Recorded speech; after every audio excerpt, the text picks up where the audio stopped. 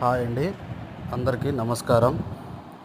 ఇల్లు కట్టేటప్పుడు ముందుగా చెదలు రాకుండా కెమికల్ ట్రీట్మెంట్ చేయించుకోండి అంటే ఎవరు మ్యాక్సిమం చేపియడం లేదు. అందరూ కాదు, 10 మందిలో 9 మంది చేయించడం లేదు, ఎవరో ఒకరు చేపిస్తున్నారు. ఇలా హౌస్ అంతా కంప్లీట్ అయిన తర్వాత చెదలొచ్చి మీ వుడ్ మెటీరియల్, ఫర్నిచర్ అంతా డ్యామేజ్ అయిన తర్వాత కెమికల్ ట్రీట్మెంట్ చేపిస్తున్నారు. కానీ అది సరైన విధానం కాదు.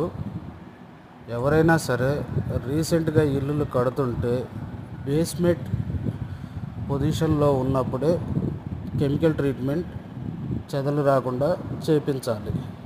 అలా చేస్తే లాంగ్ టైం ఉంటుంది, బెస్ట్ రిజల్ట్, తక్కువ అమౌంట్ తోటి మీకు వర్క్ కంప్లీట్ అవుతుంది.